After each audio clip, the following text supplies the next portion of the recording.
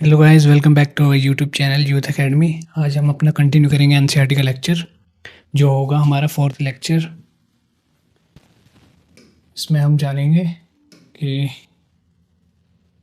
What books and burials tell. जो इतिहास है हमारा, वो किताबें और ब्यूरियल्स से कैसे पता चलता है। ब्यूरियल्स मतलब जब कोई दफनाई हुई चीज़, चाहे वो कोई वस्तु हो या फिर जानवरों के जो हड्डियाँ हैं या इंसान मानव के अवशेष, इनकी तरफ से इन इन ब्यूरियल से हमें इतिहास के बारे में कैसे पता चलता है। इसके ओवरव्यू में आज जानेंगे one of the oldest books in the history, या फिर वर्ल्ड की सबसे पुरानी पुस्तक कौन सी है या वेद कौन से हैं, ये देखेंगे। How historians study the Rigveda. जो इतिहासकार हैं हमारे, उन्होंने ऋग्वेद को कैसे पढ़ा, उससे क्या जानकारी प्राप्त हुई। फिर cattle, horses and chariots. Chariots means रथ, जो युद्ध में हम इस्तेमाल करते थे, और हॉर्सेस कैटल्स मवेशी, ये सब, इनके बारे में क्या जानकारी मिलती है हमें, ये देखेंगे। Silent sentinels, the story of the megalithic age, ये भी देखेंगे हम। हमने पिछले लेक्चर में पढ़ा कि पैलियोलिथिक क्या होता है, मेसोलिथिक क्या होता है। तो उसमें हमने देखा था कि जो मेजर था, इसमें तो मेगा लिखा हुआ है। मेगा मीन्स होता है बिग या विशाल, ये साइज में जो भी बड़ा हो उसे मेगा कहते हैं। और लिथ मतलब, जो हमने पिछले लेक्चर में देखा, इसका मतलब होता है पत्थर।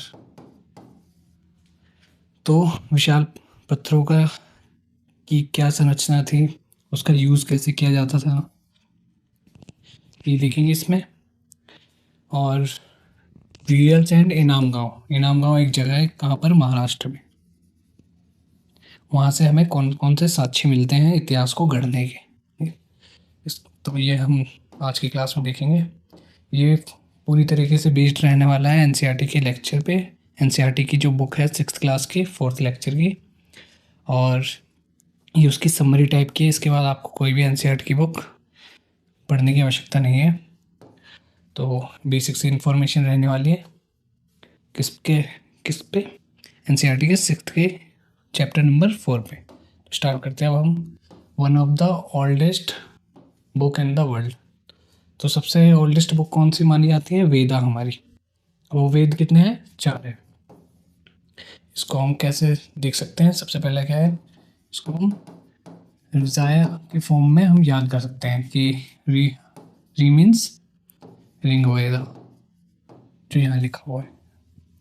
और सेकंड बुक आ जाती है हमारी सामवेद, फिर यजुर्वेद, फिर अथर्ववेद। इसको आप शॉर्ट फॉर्म में याद कर सकते हैं, ऋग्वेद, सामवेद, यजुर्वेद, और लास्ट में अथर्ववेद। तो ये बताया गया है कि जो वेदा है वो कितनी हमारी 4 है। कौन कौन सी, ऋग्वेद, सामवेद, यजुर्वेद और अथर्ववेद।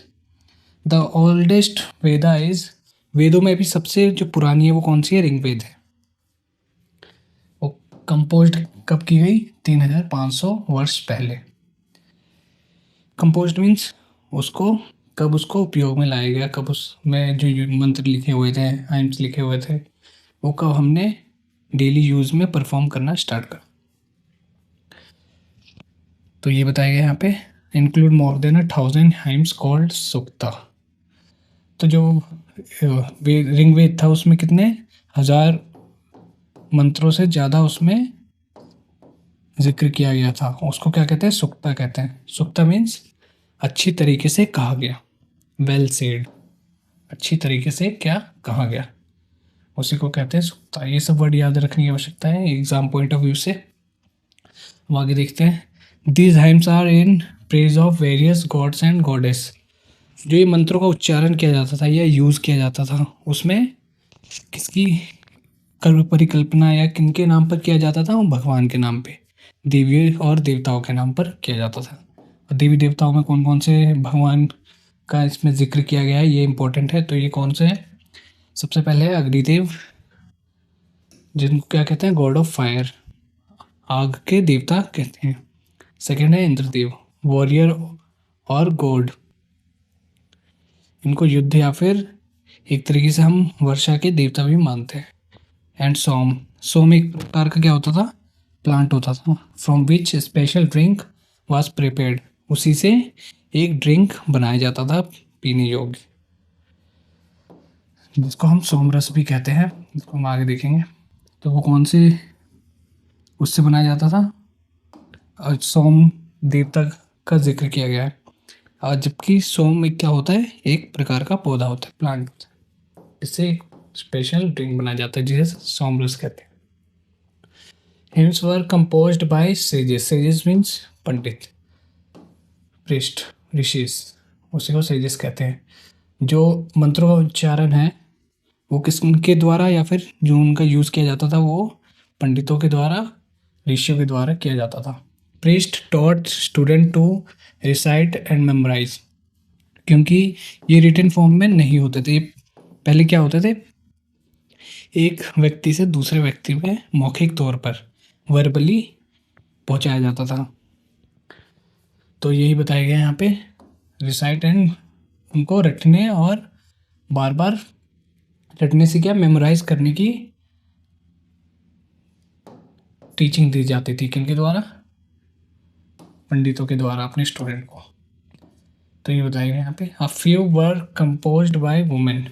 तो इसमें एक तो पंडितों के द्वारा कंपोज किया जाता था मंत्र, और दूसरा क्या है, वुमेन के द्वारा। ये इंपॉर्टेंट टर्म है, ये अर्ली वैदिक स्थिति के बारे में बता रहा है। अर्ली वैदिक स्टेज कह सकते हैं हम इसको।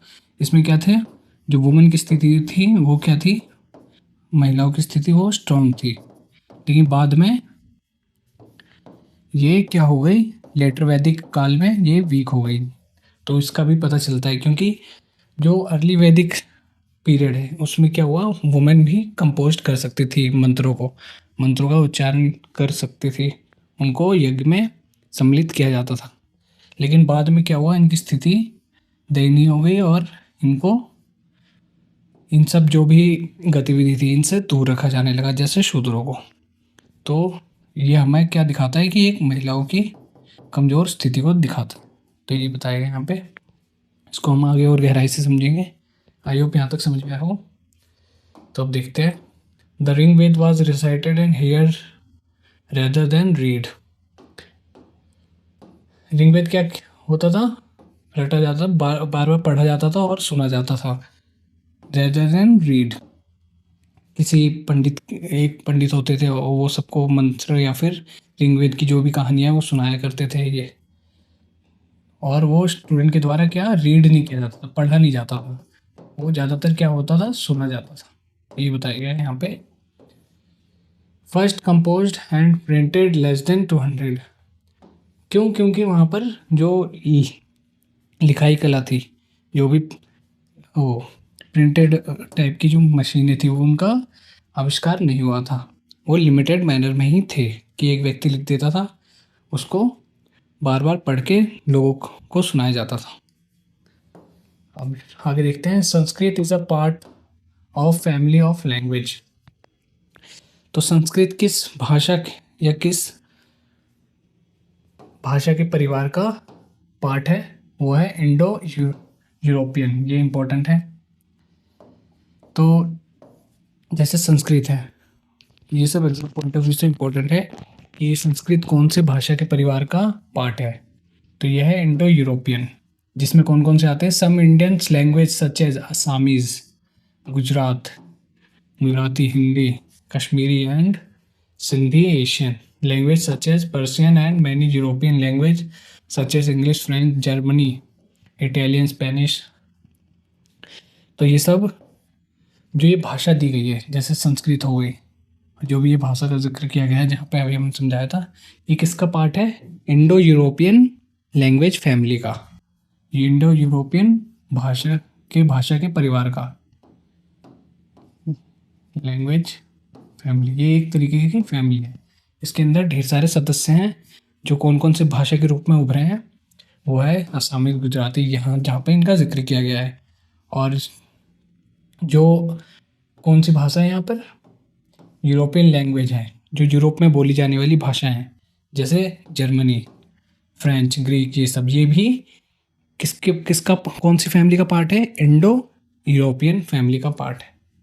तो ये सब इम्पोर्टेंट फैक्ट है। कितनी सारी भाषा किसका पार्ट है? इंक्लूड संस्कृत को मिला के इंडो यूरोपियन का। अब they are called family because originally had one in common. इनको फैमिली इसलिए कहा जाता है क्योंकि इनमें कुछ समानताएं पाई जाती हैं। जैसे मातृ शब्द हो गया, जैसे हिंदी में माँ, इंग्लिश में मदर, तो ये सब मिलते जुलते हैं एक दूसरे से, इसलिए इनको एक फैमिली में रखा है। अब आगे देखते हैं। North east belong to Tibetan Burma family. जैसे संस्कृत हमारी कौन सी फैमिली से बिलोंग करती है? Indo European. वैसे ही नॉर्थ ईस्ट की जो भाषाएं हैं वो कौन सी फैमिली से? वो है तिब्बतन बर्मन फैमिली से। ये एग्जाम पॉइंट ऑफ व्यू से इम्पोर्टेंट है। तमिल, तेलुगु एंड कन्नड़, मलयालम, ये कौन सी है? डेक्कन या द्रविड़ फैमिली से। 3 फैमिली देख ली हमने। एक है इंडो यूरोपियन फैमिली, सेकंड है तिब्बतन बर्मन फैमिली, और लास्ट है Dravid family. The language spoke in Jharkhand and parts of central India belong to the Austro Asiatic family. 4 type की लैंग्वेज फैमिली है यहाँ पर। पहली है इंडो यूरोपियन, जिसमें ये सारी भाषाएं आती हैं, और सेकंड है हमारी ये तिब्बतन बर्मन फैमिली, और थर्ड है हमारी द्रविड़ फैमिली, जिसमें साउथ इंडियन की जो भी लैंग्वेज है, तेलुगु, तमिल, कन्नड़ आ जाती है। 3 हो गई हमारी। और चौथी है जो भी झारखंड साइड हो गई, बिहार साइड हो गई, या उसके उत्तरी भाग में जो भी भाषाएं बोली जाती हैं, वो कौन सी फैमिली में आती हैं? वो ऑस्ट्रो एसिटिक फैमिली में। तो 4 हो गई। ये चारों फैमिली, जो भी लैंग्वेज फैमिली है, भाषाएं परिवार है, उनको आपको याद रखने की आवश्यकता है, क्योंकि एग्जाम पॉइंट ऑफ व्यू में पूछ लेते हैं कि ये लैंग्वेज कौन से फैमिली से बिलोंग करती है। आई होप यहाँ तक समझ में आया हो। तो आगे देखते हैं। How historians study Rigveda.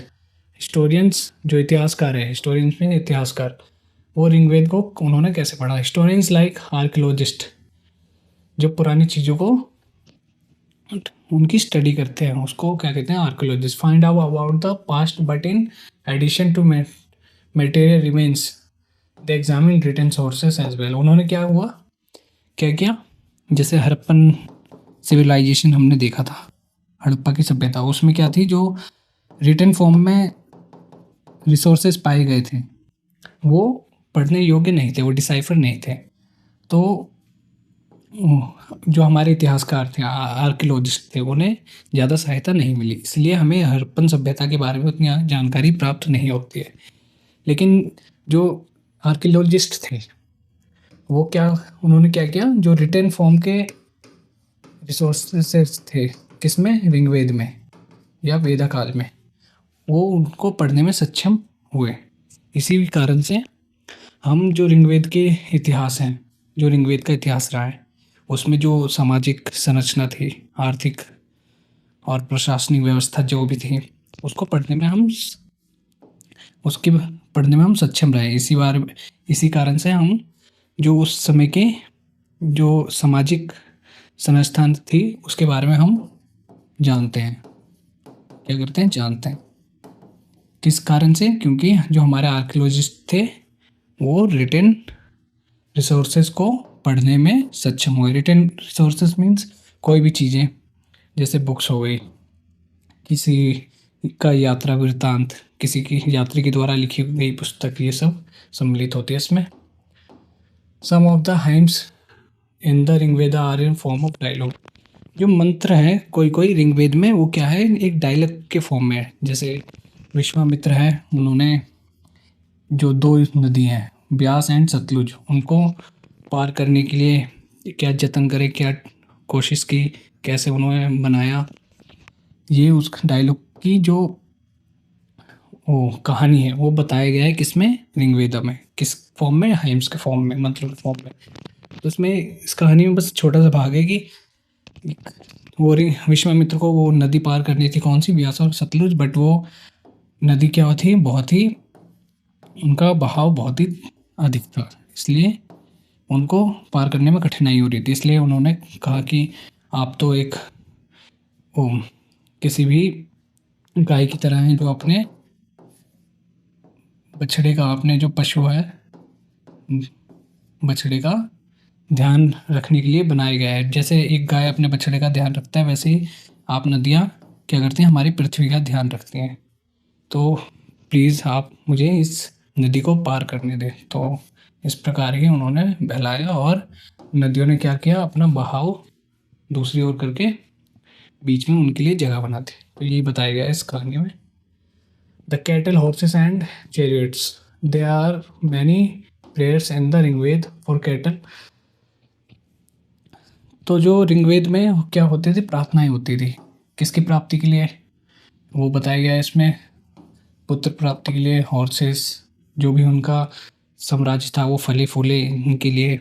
इसके लिए युद्ध भी और यज्ञ भी किया जाता था। वो अश्वमेध यज्ञ, जो एक घोड़े को खुला छोड़ दिया जाता था और जहाँ तक वो जाता था, जो घोड़ा, जैसे एक घोड़े को खुला छोड़ दिया, ये किसी का साम्राज्य है, यहाँ से ऐसे खुला छोड़ दिया, तो ये घोड़ा जहाँ तक जाएगा, हॉर्स, वो उसी का, इस राजा का साम्राज्य कहलाएगा। और किसी ने भी इस घोड़े को रोका अपने राज्य में, तो उस राजा को युद्ध करना पड़ता था इस राजा से, अपनी सत्ता स्थापित करने के लिए।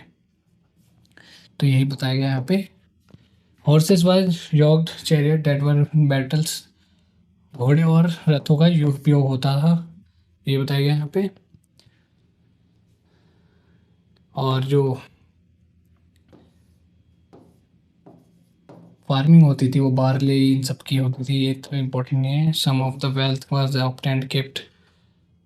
तो ये बताया गया है कि जब भी युद्ध होता था उससे पहले क्या होते थे, एक ग्रुप ऑफ पीपल, पहले राजा की उतनी व्यवस्था नहीं थी, लेकिन क्या होता था, 4 लोग अगर युद्ध करने गए, 4 या 5 लोग, जितने भी लोग, और कहीं से कुछ जीत के आए, तो उनको कुछ अपना भाग अपने पास रख के और कुछ अपना प्रीस्ट को देना पड़ता था दान में। यही व्यवस्था थी, यही बताया गया यहाँ पे। और यहाँ पे चाहे वो कुछ भी हो, अनाज हो या रिसोर्सेस हो या कोई भी आर्थिक चीज़ें हों, ये बताया गया यहाँ पे। Some wealth were used for the performance of जज सेक्रीफाइसेस, इसी को ही। तो कि उन्हीं पैसों में से कुछ का उपयोग किस में करा जाता था, यज्ञ में। यज्ञ हम यहाँ पे देख सकते हैं। तो यज्ञ में घी, ग्रेन, अनाज, इन सब का यूज़ होता था, और जानवरों का भी। Words to describe people, some of the word use to describe people found in Rigveda. लोगों को डिस्क्राइब, लोगों के बारे में बताने के लिए किन शब्दों का प्रयोग होता था। They are 2 groups who are describe in terms of their work. तो लोगों को हम देख सकते हैं कि अर्ली जो पीरियड था उसमें वर्णों को, लोगों को, समाज को 4 व्यवस्था या फिर 4 वर्गों या 4 वर्णों में विभाजित किया गया था। पहला था प्रीस्ट, देन आते थे क्षत्रिय, फिर आते थे वैश्य, वैश्य मीन्स व्यापारी, जो मूल्यतः व्यापारिक कार्य करते थे। और थर्ड है, लास्ट है शूद्र, पंडित, ब्राह्मण भी इन्हें कहते हैं। और ब्राह्मण अपने आप को क्या कहते थे, द्विज कहलाते थे। द्विज मीन्स इनका 2 बार जन्म हुआ है। एक कब, एक जब ओरिजिनली जन्म होता है जब वो पृथ्वी पर आते हैं, सेकंड जब वो शिक्षा ग्रहण करते हैं, एनलाइटमेंट प्राप्त करते हैं, तब वो अपना, इसलिए वो अपने आप को द्विज कहलवाते थे। तो ये हमने देखा भी, ये हम आगे आने वाली क्लास में गहराई से समझेंगे। अभी बस इतने इस क्लास के पॉइंट ऑफ व्यू से बस जान लेते हैं। तो इसमें यही बताया गया है कि लोगों को बताने, डिस्क्राइब करने के लिए कौन से शब्दों का चयन किया जाता था, यूज़ किया जाता था। तो प्रीस्ट वो व्यक्ति होता था जो, जिसको हम ब्राह्मण्स भी कहते हैं, जो यज्ञ या कोई भी पवित्र रिचुअल्स करता था, उसी को हम प्रीस्ट कहते हैं। Rajas, these are rajas not like ones you will be learning. ये वो राजा नहीं होते थे जो आज के हम समय में देखते हैं, जिनका बड़ा एम्पायर होता था, जिनकी प्रशासनिक व्यवस्था होती थी, उनकी सैनिक कोई स्टैंडिंग आर्मी नहीं थी इस समय, तो आप समझ सकते हैं कि ये वो वाला राजा नहीं है। They did not have a capital cities, palace, आर्मीज, did not collect tax, ये सब एक टैक्स कलेक्ट नहीं करते थे। ये बस छोटे मोटी लड़ाइयाँ लड़के रिसोर्सेज को क्या करते थे, अपने हित में, अपने कार्य हेतु लाते थे और समाज के कल्याण के लिए बस।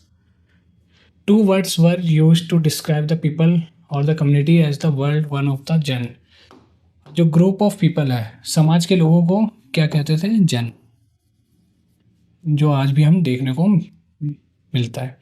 विच we still use in Hindi, अभी हम हिंदी में यूज करते हैं। The other was vish, the word vish comes from wish,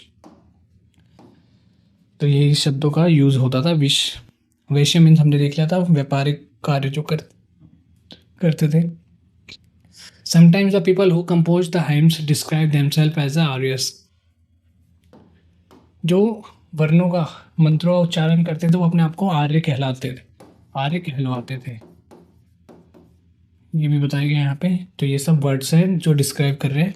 दासास, दासास means जिसको हम शूद्र भी आगे देखेंगे, जो उनकी जो सामाजिक स्थिति थी वो एकदम दयनीय थी, उनको मुख्य धारा का हिस्सा नहीं माना जाता था, उनको एक वंचित वर्ग में रखा जाता था, जो हम आगे गहराई से समझेंगे।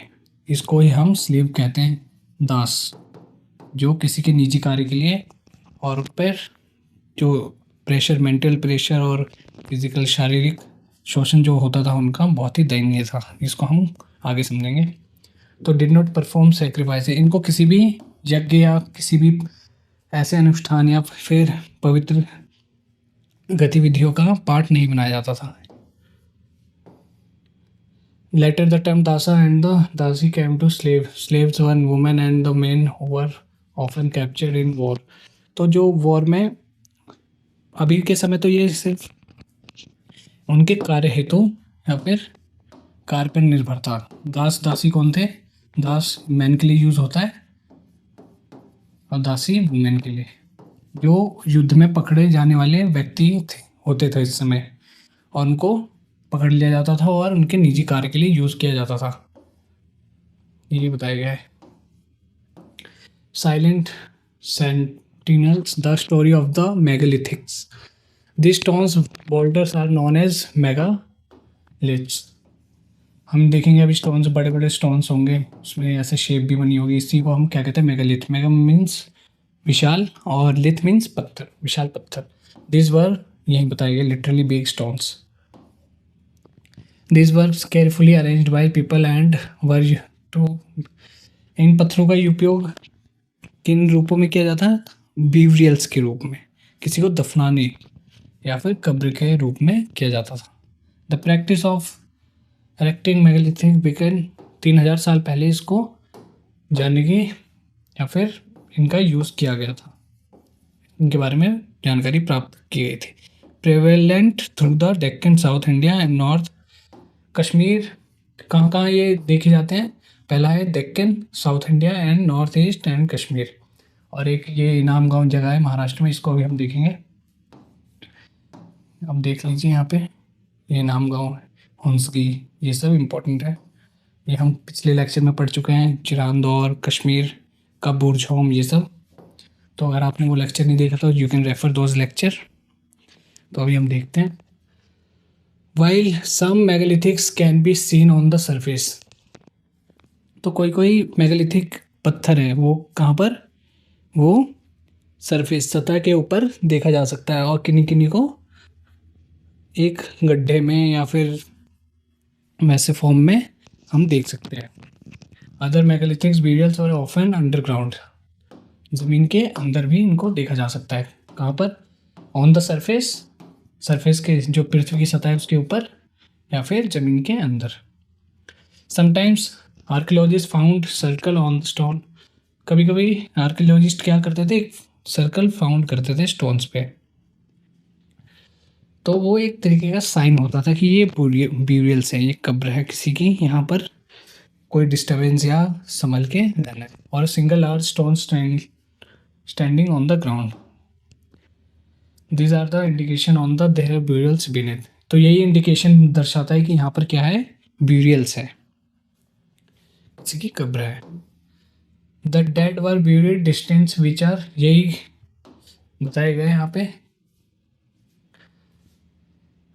इनके साथ। जैसे ब्यूरियड, किसी को हमने परिवार में पिछले जो प्राचीन समय में किसी की मृत्यु होने के बाद उनको गाड़ दिया जाता था, जैसे यहाँ पर इसको हम सिस्ट कहते हैं, जिस कमरे में इसको गाड़ा है उसको क्या कहते हैं, सिस्ट, यहाँ पे लिखा गया सिस्ट कहते हैं।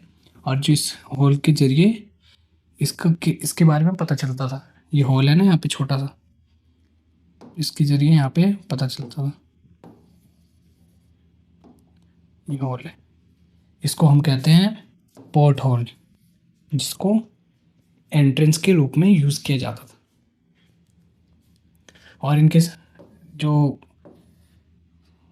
मृतक थे या फिर जो मरने वाले थे, उनके लाश के साथ क्या क्या उनकी जो फेवरेट चीज़ थी वो भी गाड़ दी जाती थी, क्योंकि नेक्स्ट लाइफ का कॉन्सेप्ट भी यहाँ पर प्रभावी था कि इनका पुनर्जन्म हो सकता है, इसलिए उनको अगर पुनर्जन्म हुआ तो इन चीज़ों की आवश्यकता पड़ सकती है, इसलिए तो उनकी फेवरेट चीज़ भी उनके साथ गाड़ दी जाती थी। कभी कभी हथियार देख सकते हैं हम, एनिमल्स देख सकते हैं, जानवरों का के साक्ष्य पे प्राप्त होते हैं, और कोई ऑर्नामेंट्स, ऑर्नामेंट्स मीन श्रृंगार की चीज़ें, जैसे सोने चांदी, ये सब पत्थर उनके फेवरेट, ये सब देख सकते हैं।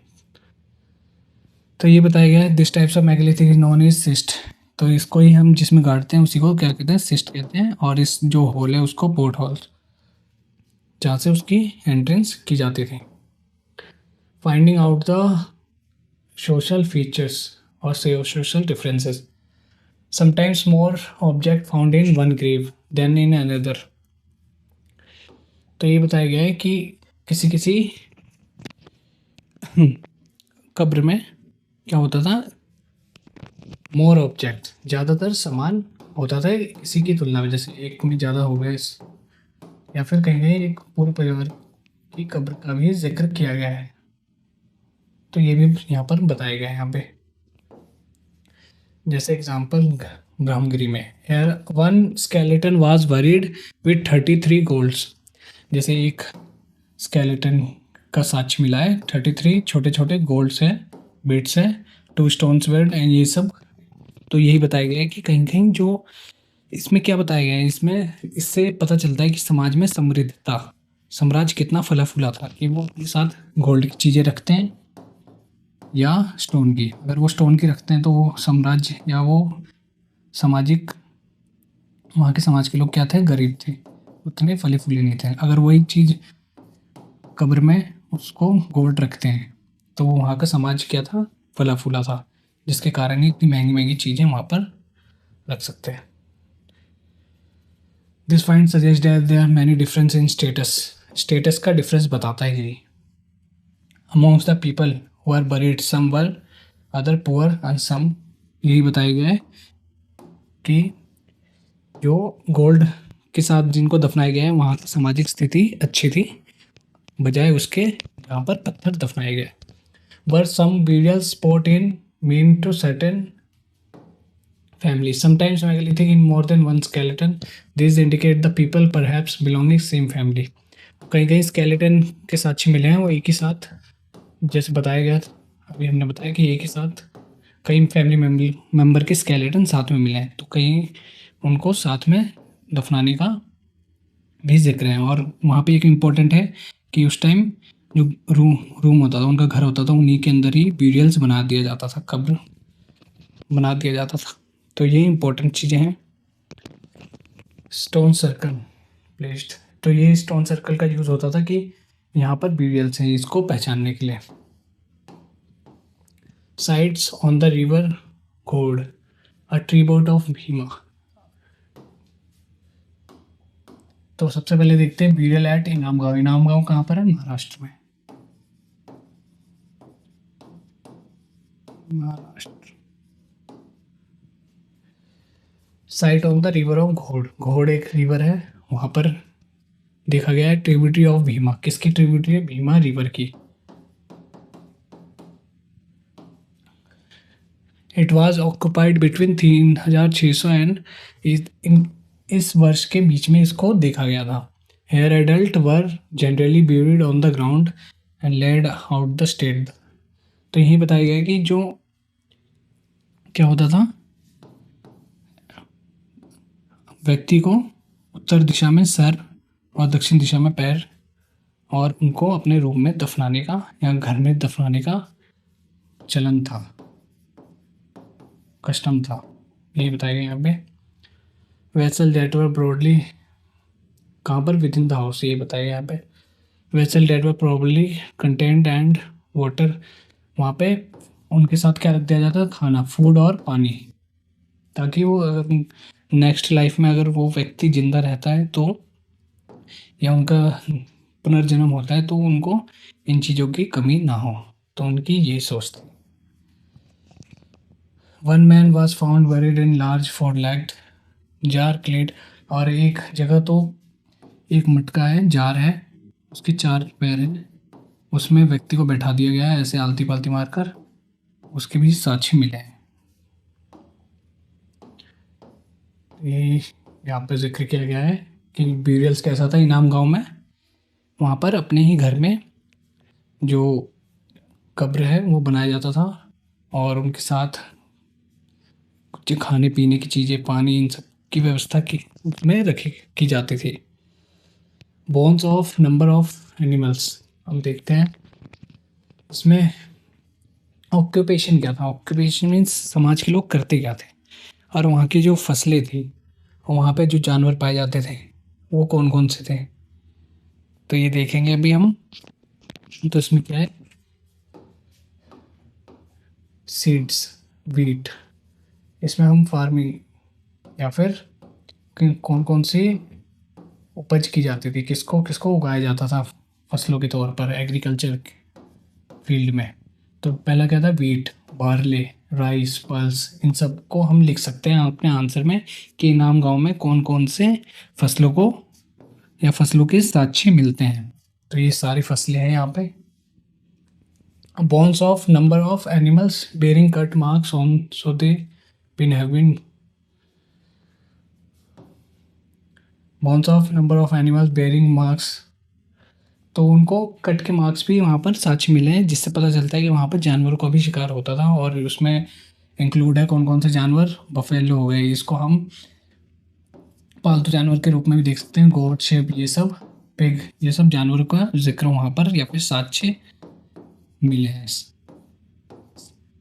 इन सब के साक्ष्य मिले हैं, कौन कौन से, क्रोकोडाइल, क्रेब, ये सब एग्जाम पॉइंट ऑफ व्यू से इम्पोर्टेंट है। और जो फल है उसमें कौन कौन से, आंवला, जामुन, डेट्स, खजूर, वैरायटी ऑफ फ्रूट्स के कलेक्शन हमें वहाँ से प्राप्त होते हैं।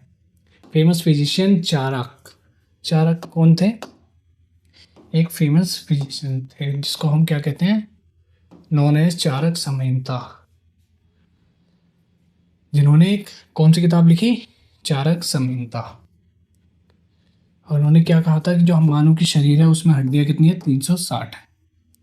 उन्होंने 360 इसलिए कहा क्योंकि जो हमारे दांत है और जो हमारे कार्टिलेज है, जॉइंट्स हैं, इन सब की हड्डियों को भी इंक्लूड कर लिया, शामिल कर लिया। इस वजह से उन्होंने क्या कहा कि जो हमारे शरीर में पाई जाने वाली हड्डियाँ हैं वो कितनी है, 360।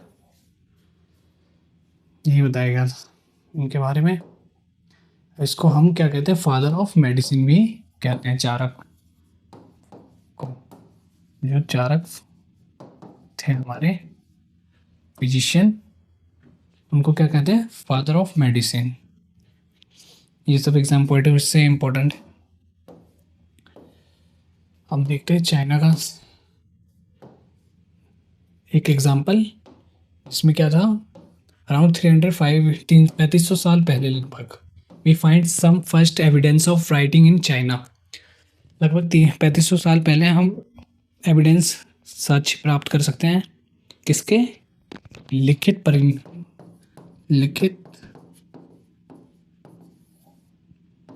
दस्तावेज के, जो किन पे बनाया जाता था, जानवरों की हड्डियों पे, बोन्स ऑफ द एनिमल, जानवरों की हड्डियों पे उन पे लिखा जाता था। और जो ऑरिकल्स थे, जो ऑरिकल कहते हैं जो भविष्य पढ़ सकते, जैसे वो पत्ते वाले होते हैं ना, पत्ते देख के भविष्य बताते हैं, तो राइटिंग यही, जैसे हड्डियों पर कुछ लिख देते थे और उनको जो ओरेकल थे वो क्या करते थे, वो आग में डाल देते थे और उनसे जो भी निकलता था बाद में, ये इनका जो भी अक्षर का फेरबदल होता था उससे उनकी भविष्य के बारे में, उस व्यक्ति के भविष्य के बारे में बताते थे। ये एग्जांपल दिया गया है यहाँ पे।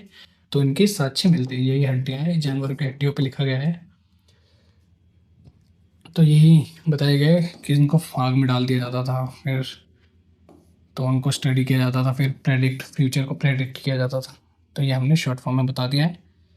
This king lived a palace and city did not know how to. तो इसमें जो इस राजा के बारे में बताया गया है, जो इस साम्राज्य के बारे में यहाँ पर जिक्र किया गया है, वो किसके बारे में नहीं जानता था, वो आयरन के बारे में नहीं जानता था। जो आयरन हमारा खनिज पदार्थ है, मिनरल्स हैं, उसके बारे में जानकारी नहीं थी इस राजा को। तो ये था। तो आज टेक अवे में क्या है, ये आप मैच द फॉलोइंग कर सकते हैं। अगर आपको कोई भी इशू है तो आप कमेंट सेक्शन में लिख सकते हैं। और आज के लिए इतना ही, ये सीरीज़ हमारी कंटिन्यू रहेगी। आपको आई होप क्लास समझ में आई हो। मिलते हैं नेक्स्ट क्लास में। Thank you.